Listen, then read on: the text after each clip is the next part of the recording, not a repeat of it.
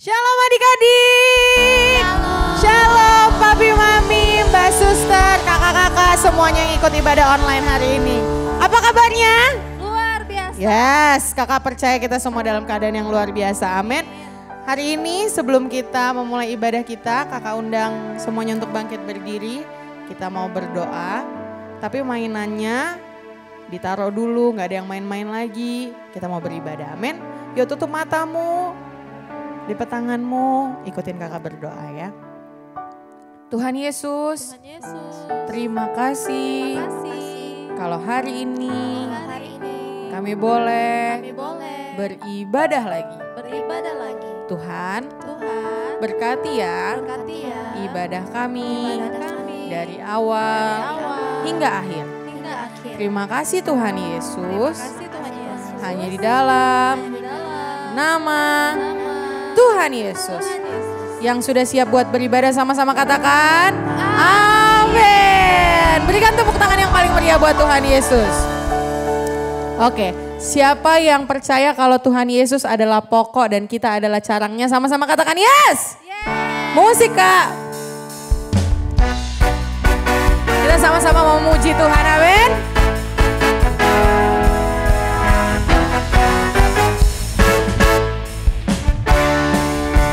Sama-sama katakan Yesus pokok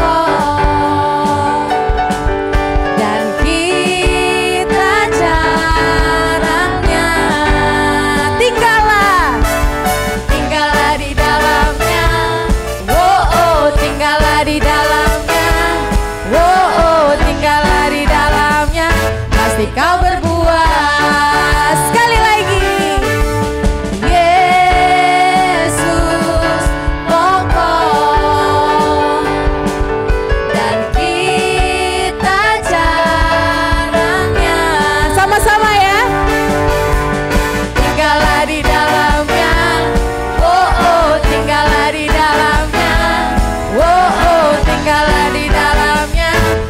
Kau berbuah. Yesus cintaku, ku cinta kau, amin. Yesus cinta semua. Yesus cintaku, Yesus cintaku, ku cinta kau. Tinggallah di dalamnya. Tinggallah di dalamnya. Tinggallah di dalamnya, pasti kau berbuah. Sekali lagi. Tinggallah di dalamnya. Tinggallah di dalamnya. Tinggallah di dalamnya, pasti kau berbuah. Tinggallah di dalamnya. Tinggallah di dalamnya. Tinggallah di dalamnya, pasti kau berbuah. Sekali lagi. Tinggallah di dalamnya. Tinggallah di dalamnya. Tinggallah di dalamnya, pasti kau berbuah. Berikan kemuliaan yang paling meriah buat Tuhan Yesus. Yang masih semangat katakan yes. Siapa yang tidak pernah lelah bekerja bersama Tuhan, sama-sama katakan haleluya. Haleluya. Musik Kak.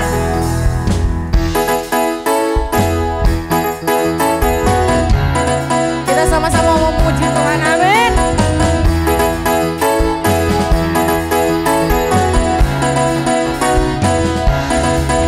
Jangan lelah bekerja di ladangnya Tuhan.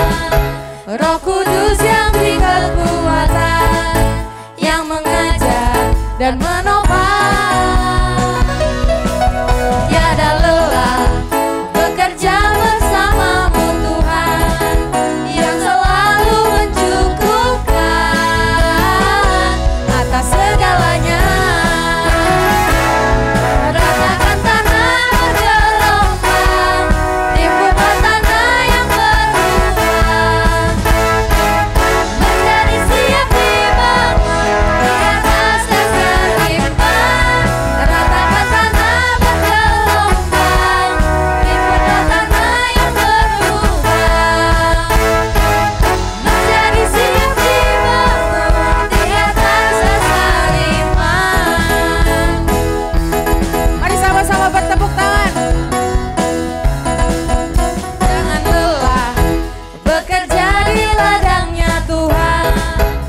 Roh Kudus yang beri kekuatan, Amin. yang mengajar dan menopang. Katakan tiada lelah. Tiada lelah bekerja bersamamu Tuhan, yang selalu mencukupkan atas segalanya. Sama-sama Kak. Ratakan tanah bergelombang, timbunlah tanah yang berlubang, menjadi siap dibangun di atas dasar iman. Ratakan tanah bergelombang, timbunlah tanah yang berlubang, Menjadi apa? menjadi siap dibangun di atas dasar iman. Ratakan tanah bergelombang, timbunlah tanah yang berlubang, Menjadi apa? menjadi siap dibangun Amin. di atas dasar iman. Sama-sama katakan. Ratakan tanah bergelombang, timbunlah tanah yang berlubang, menjadi siap dibangun di atas dasar iman. Menjadi siap dibangun, menjadi siap dibangun, menjadi siap dibangun di atas dasar iman. Berikan kemuliaan yang paling meriah buat Tuhan Yesus. Sama-sama katakan haleluya. Woo. Semua diberkati Tuhan, amin. Sekarang kakak undang adik-adik untuk kembali duduk dalam hadirat Tuhan. Kita mau menyembah Tuhan Yesus sebelum kita dengerin firman Tuhan. Kita semua boleh tutup mata. Gak ada yang main-main lagi. Bapa, hari ini kami mau datang Tuhan Yesus. Hari ini sebelum kami dengerin isi hati-Mu, sebelum kami dengerin firman-Mu, hari ini kami mau menyembah-Mu Tuhan. Biarlah Tuhan Yesus, Kau yang jamah setiap kami Tuhan Yesus. Terima kasih Bapa, terima kasih Yesus.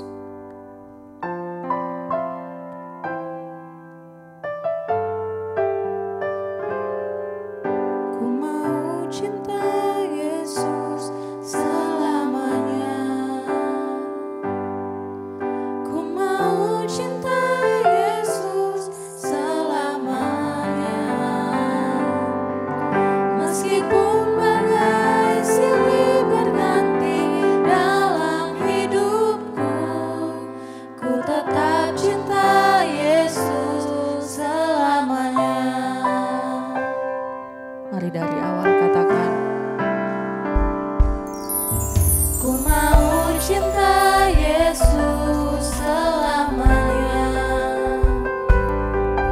Ku mau cinta Yesus selamanya. Meskipun badai silih berganti dalam hidupku, ku tetap cinta Yesus selamanya.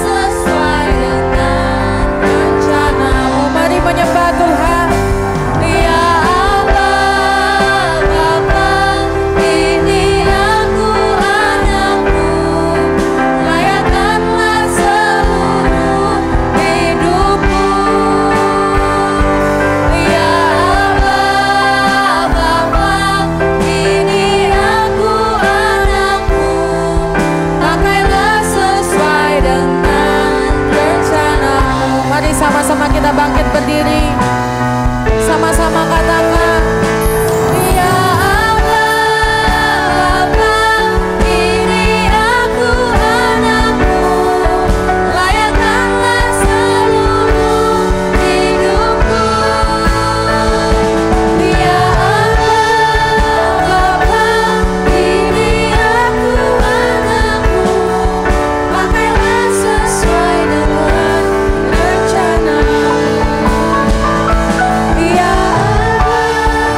Bapa, ini aku anakmu, layakkanlah seluruh hidupku.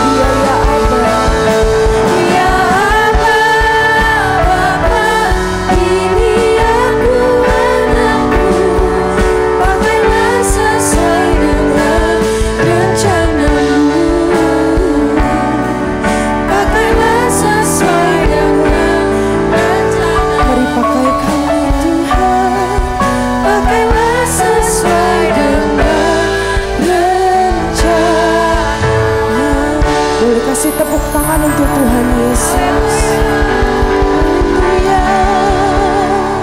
Adik-adik, mari sama-sama dengan kakak kita mau berdoa ikuti kakak. Tuhan Yesus, Tuhan Yesus, terima kasih terima kasih untuk pujian, untuk untuk penyembahan untuk penyembahan yang boleh kami naikkan kami naikkan di hadapan Bapa. di hadapan Kami Bapa. mengucap syukur Kami mengucap karena syukur karena kami boleh beribadah boleh beribadah kepada Tuhan. kepada Tuhan. Sebentar kami mau mendengarkan cerita firman Tuhan. Berkati kami sehingga kami boleh mengerti akan setiap firman-Mu Tuhan. Dalam nama Tuhan Yesus. Sama-sama dengan kakak boleh katakan amin. Shalom adik-adik. Hari ini kakak bersyukur karena kakak dikasih kesempatan sama Kak Oktav untuk sharing cerita firman Tuhan. Biarlah sama-sama kita mau belajar hari ini. Sebelum itu perkenalkan nama kakak Sania. Kita hari ini mau mendengarkan sebuah kisah yang luar biasa dari tokoh Alkitab yang luar biasa. Adik-adik siap untuk mendengarkan cerita firman Tuhan? Sebelum itu kakak mau tanya, apa kabar adik-adik semuanya? Papa, mama, dan Mbak Suster yang ada di rumah apa kabar? Boleh diketik di kolom chat kabarnya biar nanti kakak-kakak sekolah minggu yang melihat bisa boleh membantu mendoakan adik-adik. Kakak percaya adik-adik semua, papa mama dan Mbak Suster semuanya dalam keadaan sehat, amin. Amin. Sebentar kita akan masuk ke dalam cerita firman Tuhan kita. Sebelum itu kakak mau tanya dulu, adik-adik ada yang suka olahraga sepak bola? Boleh angkat tangannya yang suka sepak bola atau yang suka olahraga lainnya. Kakak percaya bahwa setiap olahraga itu ada tujuannya adik-adik. Selain untuk membuat kita menjadi lebih sehat, apalagi di masa-masa seperti ini, di masa-masa ada banyak virus, olahraga itu bisa membuat tubuh kita menjadi lebih sehat. Kalau adik-adik suka olahraga sepak bola, itu olahraga ini ada tujuannya, yaitu untuk memasukkan atau mencetak gol ke gawang atau mendapat skor. Gitu juga dengan olahraga yang lainnya, misalnya olahraga berlari. Apa tujuannya? Yaitu untuk mencari siapa yang tercepat. Jadi semua olahraga itu ada tujuannya. Sebelum kita masuk, kakak mau ajak adik-adik untuk kita nonton satu video. Bola kini semakin digemari oleh anak-anak kecil di seluruh dunia. Hal tersebut membuat munculnya bocah-bocah berbakat yang memiliki skill di atas rata-rata bocah lainnya. Mereka biasanya berasal dari sebuah akademi sepak bola atau bahkan terkenal karena mengunggah video pamer skillnya ke internet. Dan berikut cerita bola telah merangkum 5 bocah ajaib calon penerus sepak bola dunia. Selamat menyaksikan. Ramel Carter. Ramel Carter atau yang kerap disapa dengan nama Rameldo ini adalah seorang bocah hebat yang memiliki skill hebat di atas rata-rata bocah seusianya. Selain memiliki penampilan yang nyentrik, ia juga memiliki kecepatan dan skill olah bola yang sangat lincah. Sekarang ini, ia kerap menjadi perbincangan karena permainan apiknya di Akademi Tottenham Hotspur usia 9 tahun. Karamoko Dembele. Wonderkid yang satu ini merupakan seorang pemain sepak bola kelahiran London 22 Februari 2003 silam. Ia berhasil menarik perhatian media pada Oktober 2016 lalu ketika ia melakukan debutnya di Celtic usia 13 tahun. Dembele sendiri mulai bermain sepak bola saat ia berusia 5 tahun dan telah diakui sebagai anak ajaib di usia muda. Ia akhirnya memilih untuk bergabung dengan Celtic pada tahun 2013 silam. Youssoufa Moukoko. Youssoufa Moukoko mungkin baru berusia 13 tahun, akan tetapi dirinya sudah berhasil mengunjang Eropa dengan penampilan apiknya untuk tim muda Borussia Dortmund. Pemuda asal Jerman ini bahkan pernah menjadi berita utama dan trending topik di musim lalu. Namun akhirnya, sang pemain berhasil membuktikan kualitasnya di musim pertamanya dengan Borussia Dortmund usia 17 tahun. Kees Carrera. Kees Carrera merupakan salah satu bocah hebat yang memiliki talenta yang tidak bisa disamakan dengan bocah-bocah seusianya. Bocah yang kini berusia 10 tahun ini bahkan banyak yang menjulukinya sebagai mini Messi. Aksinya di lapangan sangat luar biasa dan berhasil memukau para penonton yang ada di sana. Marco Antonio.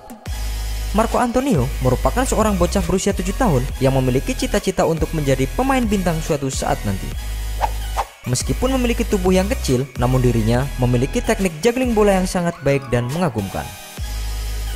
Berkat bakatnya tersebut, dirinya bahkan mendapat julukan juggling superstar dari para netizen di internet. Nah, itulah tadi sedikit cerita mengenai 5 bocah ajaib calon penerus sepak bola dunia menurut. Oke, hebat ya, kita boleh melihat ada anak-anak yang masih kecil tapi dia mengerti tujuan hidupnya. Masih kecil dia mau menjadi atlet sepak bola. Ada adik-adik yang mau bercita-cita menjadi atlet, coba angkat tangannya. Tuhan Yesus akan menjadikan itu dalam hidup kita kalau kita mau bersungguh-sungguh dalam tujuan hidup kita. Sama seperti dalam olahraga adik-adik, semua dalam kehidupan kita diciptakan oleh Tuhan dengan tujuan dan maksud, yaitu untuk kemuliaan nama Tuhan. Amin. Amin. Hari ini kakak mau cerita tentang use me atau aku mau dipakai Tuhan. Siapa adik-adik yang mau dipakai Tuhan dalam kehidupannya? Kita semua mau dipakai Tuhan untuk memuliakan nama Tuhan, amin. Kita mau belajar dari satu tokoh yang luar biasa yang ada di dalam Kisah Para Rasul 14 yang bernama Paulus. Paulus ini dulu bernama Saulus adik-adik. Sebelum dia mengenal Tuhan, sebelum dia berjumpa dengan Tuhan, ia adalah orang-orang yang menghukum orang-orang yang percaya. Dia membunuh orang-orang Kristen yang percaya kepada Tuhan. Dia jahat, tapi setelah perjumpaannya dia dengan Tuhan Yesus, hidupnya diubahkan. Dia menjadi Paulus yang bekerja, yang melayani kepada orang-orang Kristen dan memberkati banyak orang.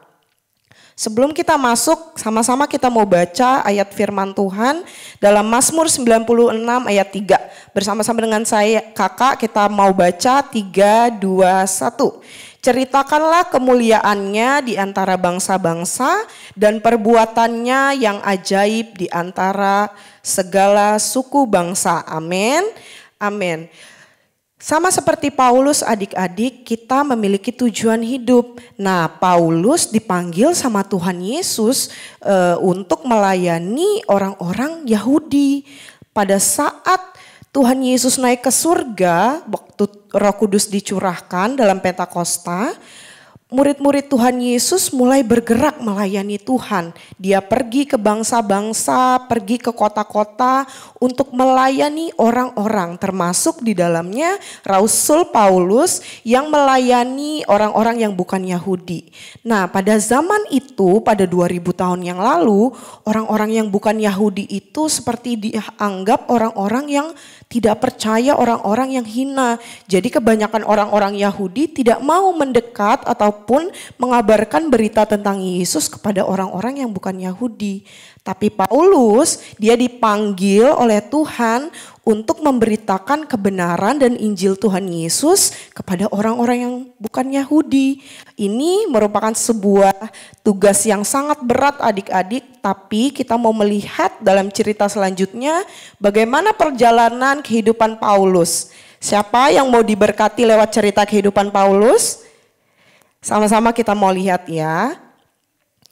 Pada suatu masa Paulus beserta temannya yang bernama Barnabas, dia pergi kepada kota Listra. Dia diutus oleh Tuhan untuk mengabarkan Injil kebenaran, untuk mengabarkan bahwa Yesus adalah Tuhan. Dan saat itu Paulus beserta Barnabas menuruti apa yang menjadi perintah Tuhan dalam hidupnya. Ia pergi ke kota Listra untuk mengabarkan berita baik ini. Saat itu ia pergi kepada orang-orang yang belum mengenal Tuhan. Ia pergi kepada orang-orang sakit, orang-orang yang miskin, orang-orang yang tidak mengenal Bapa, lalu menceritakan tentang kebaikan Tuhan, menceritakan tentang siapa itu Yesus, tentang siapa itu juru selamat. Ia bekerja melayani orang-orang. Nah, saat itu adik-adik mereka melayani belum dibayar. Mereka melayani datang dengan badan mereka sendiri, melayani kepada orang-orang yang belum mengenal Tuhan. Bahkan ada orang-orang sakit yang dibawa kepada Paulus dan Barnabas untuk disembuhkan. Dan apa yang terjadi? Dengan kuasa Tuhan mereka disembuhkan, mendapatkan mujizat, dan orang-orang menjadi percaya. Mereka yang melihat itu menjadi percaya kepada Tuhan. Saat Paulus berkhotbah, ada ribuan orang yang boleh menerima Tuhan, ada banyak orang yang boleh diselamatkan dan menerima agar hidupnya dibaptis dan menerima Tuhan Yesus. Namun pada pelayanannya ada banyak orang-orang yang tidak suka adik-adik, terutama orang-orang pemuka agama yang tidak suka dengan pelayanan Paulus dan Barnabas. Akhirnya mereka membuat cerita bohong tentang Paulus. Dia bercerita bahwa Paulus itu jahat, dia memberitakan Allah yang lain, ia memberitakan dewa lain. Akhirnya orang-orang menjadi marah dan berusaha untuk membunuh Paulus dan Barnabas dengan cara melempari mereka dengan batu. Ini sama seperti yang dialami oleh Stefanus. Ia dirajam oleh batu dan meninggal dan pulang ke rumah Bapa. Tetapi Paulus berbeda karena Paulus belum selesai dalam tugasnya untuk melayani Tuhan kepada orang-orang yang belum mengenal Tuhan. Orang-orang berpikir bahwa Paulus itu sudah mati dirajam batu. Lihat darahnya adik-adik, sakit pastikan dirajam batu. Kita pasti berpikir mungkin Paulus sudah meninggal ya karena dia dilempari batu banyak orang.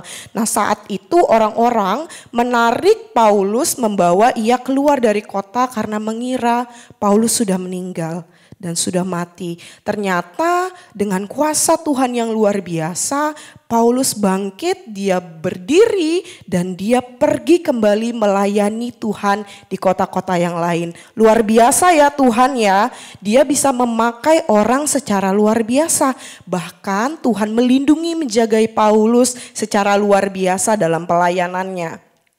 Di masa yang lain, Paulus juga pergi melayani ke kota-kota yang lain. Ada di suatu masa di mana Paulus ini dimasukkan kepada orang-orang jahat ke dalam penjara. Penjara itu tempat yang di mana kita tuh dikurung adik-adik. Kita nggak bisa pergi kemana-mana, kita nggak bisa pesan makanan, kita nggak bisa seenaknya pergi keluar. Kita dikurung. Nah, Paulus dan temannya yang bernama Silas dikurung karena dia mengabarkan berita tentang Tuhan Yesus di penjara di bagian yang terdalam dan gelap. Pada saat itu mereka bukannya menjadi takut kemudian tidak lagi mengabarkan kebenaran firman Tuhan, tetapi mereka semakin mengasihi Tuhan. Buktinya apa? Mereka saat di dalam penjara mereka bernyanyi, mereka memuji nama Tuhan, mereka bersyukur kepada Tuhan untuk keadaan mereka. Secara luar biasa mereka menyanyi sampai semua orang yang di dalam penjara mendengar nyanyian Paulus dan Silas. Mereka mendengar siapa ya yang memuji Tuhan. Padahal kan di dalam penjara gak enak. di dalam penjara sengsara. Kok ada ya orang yang memuji Tuhan? Secara luar biasa mujizat terjadi adik-adik saat mereka memuji nama Tuhan. Mereka mengagungkan nama Tuhan. Penjaranya tiba-tiba terjadi gempa bumi yang mengakibatkan penjaranya goyah. Semua pintu-pintu penjara terbuka. Penjaranya menjadi hancur adik-adik. Akhirnya semua orang-orang dalam penjara tersebut menjadi bebas. Tetapi yang anehnya mereka tidak berlari keluar. Tidak ada satupun dari tahanan itu yang berlari dari penjara itu. Saat melihat penjaranya sudah hancur, pintu-pintunya sudah terbuka, ada satu orang sipir. Sipir itu adalah orang yang ditugaskan untuk menjagai penjara.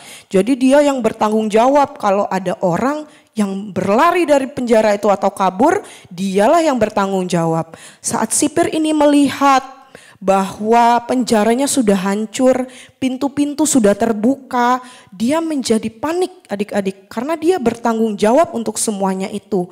Akhirnya dia berpikir, sepertinya lebih baik kalau saya membunuh diri, kata dia, daripada saya dimarahin, saya dihukum karena banyak orang-orang yang terpenjara ini sudah bebas. Tapi Paulus dan Silas mendatangi kepala penjara ini, sipir ini, dan berkata bahwa tidak ada satupun tahanan yang berlari dari penjara tersebut. Luar biasa kan? Padahal penjara tersebut sudah rusak, sudah hancur. Mungkin saja orang bisa lari kemanapun. Tetapi pada saat itu Tuhan membuat mujizatnya sehingga kepala penjara dan sipir ini tidak jadi dihukum. Dia bersuka cita mendengar kabar itu dan kemudian mengundang Paulus dan Silas untuk bertamu di rumahnya. Saat Paulus dan Silas datang ke rumah daripada penjaga penjara itu, ada keluarganya, ada istrinya, ada kedua anaknya. Dia mengabarkan kebenaran tentang Tuhan Yesus yang sudah melakukan semua perkara yang ajaib, termasuk yang telah melakukan dan membebaskan Paulus dan Silas dari penjara tersebut, termasuk yang sudah melakukan dan mengerjakan gempa bumi yang bisa membuat orang-orang terbebas dari penjara. Saat Rasul Paulus dan Silas menceritakan tentang kebaikan Tuhan, keluarga ini dipulihkan adik-adik. Istri dan anak-anak dari penjaga penjara itu menjadi percaya kepada Tuhan, bahkan penjaga penjara itu menjadi percaya kepada Tuhan. Kemuliaan Tuhan dinyatakan lewat pelayanan Paulus dan Silas. Keluarga daripada kepala penjara ini diselamatkan lewat keadaan Paulus dan Silas. Luar biasa kan? Tuhan punya tujuan saat ia memasukkan Paulus dan Silas ke dalam penjara, yaitu salah satunya untuk menyelamatkan penjaga penjara dan keluarga besarnya. Luar biasa Tuhan Yesus. Selain itu adik-adik, ada masa yang lain di mana Paulus pergi untuk dalam perjalanannya ke kota Roma. Saat itu Paulus terpaksa untuk melakukan perjalanan di dalam laut. Jadi dia naik kapal adik-adik bersama dengan orang-orang lainnya. Pada saat Paulus pergi ke kota Roma, terjadi badai di lautan adik-adik. Sebab Paulus dan teman-temannya dan orang-orang lain melakukan perjalanannya lewat laut. Dan saat terjadi badai, orang-orang menjadi panik. Gimana ini? Kita akan tenggelam. Gimana ini? Perahu kita akan hancur. Kita akan tidak selamat. Mereka orang-orang menjadi panik. Tetapi saat itu Paulus berdoa kepada Tuhan. Dia berdoa untuk keselamatan orang-orang yang ada di kapal tersebut. Kemudian saat dia berdoa, dia didatangi oleh malaikat Tuhan yang berbicara bahwa dirinya dan seisi kapal itu tidak akan celaka dan binasa. Kemudian Paulus bercerita dan mengabarkan apa yang terjadi dalam doanya kepada orang-orang yang ada di dalam kapal itu. Jangan takut, kata Paulus, kita tidak akan mati. Kemudian yang terjadi adalah kapal tersebut memang karam adik-adik, memang menabrak yang namanya gunung pasir. Tetapi Paulus dan orang-orang di dalam kapal tersebut tidak ada yang tidak selamat. Mereka semua terdampar ke pantai dan mereka semua hidup dan sehat. Luar biasa ya Tuhan Yesus, dia bisa menyelamatkan Paulus dan orang-orang yang di dalam kapal itu sehingga tidak ada satupun yang tenggelam, tidak ada satupun yang binasa. Tetapi karena Paulus berdoa kepada Tuhan, mereka semua diselamatkan. Siapa yang mau hidupnya saat ia berdoa, saat ia memuji Tuhan, saat ia meminta kepada Tuhan akan keselamatan dirinya, keselamatan teman-teman, keluarganya, kemudian Tuhan menjawab dan menyelamatkannya. Boleh angkat tangannya? Puji Tuhan, kita percaya bahwa semua orang yang percaya kepada Tuhan, dia yang mengasihi Tuhan, yang berdoa kepada Tuhan, yang melakukan hidupnya, menjalani hidupnya untuk kemuliaan nama Tuhan, akan dilindungi oleh Tuhan. Amin.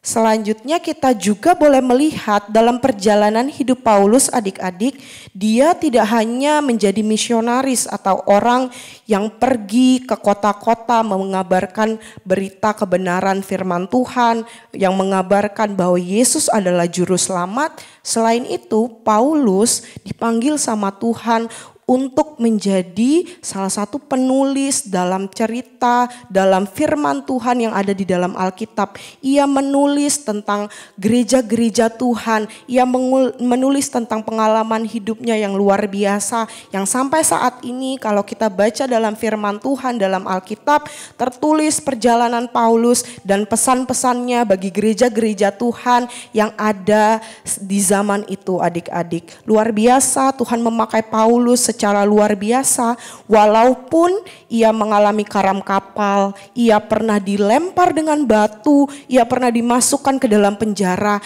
ini tidak pernah menggoyahkan yang namanya panggilan Tuhan atas hidup Paulus. Melainkan Paulus menjadi lebih kuat, semakin kuat, terus melayani Tuhan, mengabarkan berita keselamatan bagi orang banyak, bagi orang-orang yang belum mengenal Tuhan. Luar biasa ya, bagaimana pekerjaan Tuhan atas kehidupan Paulus. Begitu juga luar biasanya pekerjaan Tuhan atas hidup kakak, hidup adik-adik, hidup papa mama, hidup mbak suster yang luar biasa yang boleh kita lihat dan kita alami bahwa Tuhan yang memiliki tujuan dalam hidup kita akan melindungi dan mencukupkan semuanya bagi kemuliaan nama Tuhan. Amin. Sekarang kakak mau tanya, gimana ya caranya biar kita adik-adik, papa mama, mbak suster bisa dipakai oleh Tuhan? Ada yang tahu? Kakak mau kasih 3 cara gimana kita bisa dipakai oleh Tuhan. Kita mau belajar, amin. Yang pertama yaitu kita mau untuk memberikan hati dan hidup kita kepada Tuhan. Salah satu cara biar kita bisa dipakai oleh Tuhan adik-adik, yang pertama adalah kita harus berani untuk memberikan hati kita. Ini aku Tuhan, ini hatiku. Mari pakai hidup aku untuk memuliakan nama Tuhan sepenuhnya di hadapan Tuhan. Amin. Dengan memberikan kehidupan kita kepada Tuhan, memberikan hati kita kepada Tuhan, Tuhan akan bekerja secara bebas untuk kehidupan kita adik-adik. Selanjutnya yang kedua, kita harus mau untuk menjadi berkat. Kalau adik-adik tanya, gimana ya kak, aku kan masih kecil, aku kan masih SD, aku kan masih TK, aku belum sekolah, atau aku masih SMP, gimana caranya ya kak biar aku bisa menjadi berkat? Orang-orang kan gak lihat aku. Adik-adik, salah satu cara biar kita bisa menjadi berkat itu lewat hal yang kecil adik-adik. Mulai dari perkataan kita, mulai dari tingkah laku kita, mulai dari kasih kita, mulai dari kesetiaan dan kebaikan hati kita. Itu yang akan membuat orang-orang melihat, wah dia ini benar-benar anak Tuhan Dia ini benar-benar mengasihi Tuhan sehingga banyak orang diberkati lewat kehidupan adik-adik, lewat kehidupan papa mama, lewat kehidupan mbak suster. Kita semua bisa menjadi berkat lewat apa yang ada dalam diri kita. Amin. Selanjutnya yang ketiga, kita harus mau untuk dipakai melayani Tuhan. Pasti adik-adik punya talenta yang luar biasa. Ada yang bisa bernyanyi, ada yang bisa menari, ada yang bisa bermain musik, ada yang bisa berdoa, ada yang bisa membantu, punya karunia untuk memberi. Kita pakai semua karunia yang ada, yang Tuhan titipkan dalam hidup kita untuk melayani Tuhan. Amin. Biarlah kita semua adik-adik mau untuk dipakai untuk kemuliaan nama Tuhan. Biarlah kita semua mau untuk dipakai untuk melakukan apa yang menjadi tujuan Tuhan dalam hidup kita. Sampai kita besar nanti, sampai kita di surga nanti, kita terus melayani Tuhan lewat panggilan dan tujuan yang Tuhan taruh dalam hidup kita. Amin. Kakak mau ngajak adik-adik, kita mau menyerahkan hati kita kepada Tuhan pagi hari ini. Ayo kita sama-sama datang ke hadapan Tuhan. Sama-sama kita datang di hadapan Tuhan adik-adik. Tuhan Yesus, kami bersyukur kalau kami melihat hidup kami melihat kebaikan Tuhan, kami melihat kemurahan Tuhan atas hidup kami. Secara luar biasa Tuhan, kami ada sampai hari ini karena kemurahan Tuhan. Sekarang saatnya kami mau memberikan hati kami, memberikan hidup kami untuk kemuliaan Tuhan. Mari pakai kami ya Roh Kudus, sedari kami kecil, pakai kami untuk memuliakan Tuhan lewat kehidupan kami, lewat iman kami, lewat percaya kami kepada Tuhan. Ada banyak orang-orang yang melihat kemuliaan-Mu dalam hidup kami. Walaupun kami kecil, kami percaya ada kuasa Tuhan dalam hidup kami. Adik-adik, mari angkat kedua tanganmu di hadapan Tuhan. Kita mau menyanyi bagi nama Tuhan. Adik-adik, bersama-sama kita katakan, Ya Aba, Bapa, ini aku anak-Mu, layakkanlah seluruh hidupku.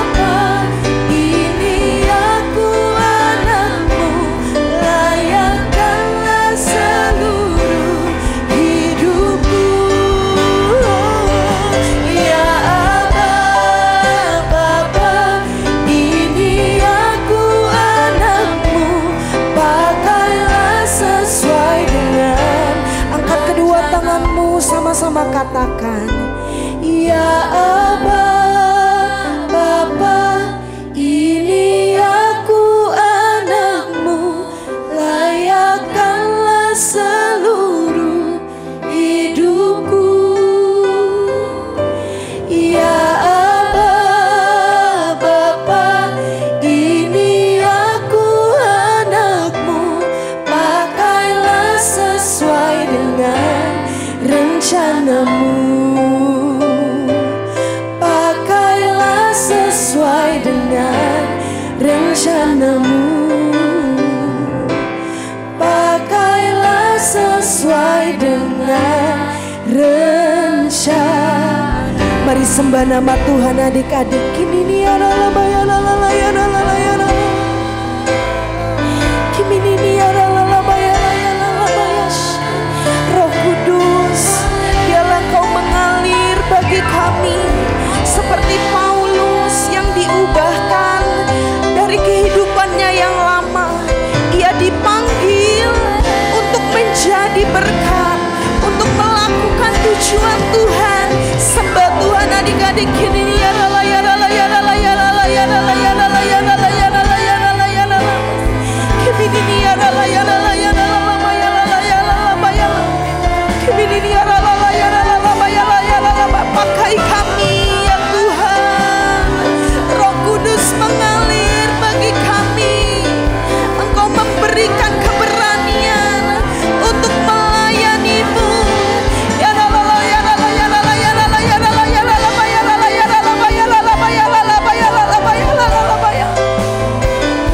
curah Roh Kudus-Mu pagi hari ini atas setiap anak-anak-Mu yang menggerakkan kami untuk kami melayani Tuhan, yang menggerakkan kami untuk kami melangkah memuliakan nama-Mu.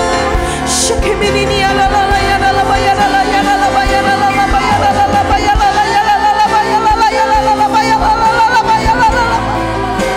kuasa-Mu bekerja atas anak-anak-Mu Tuhan, kemuliaan-Mu Kau nyatakan.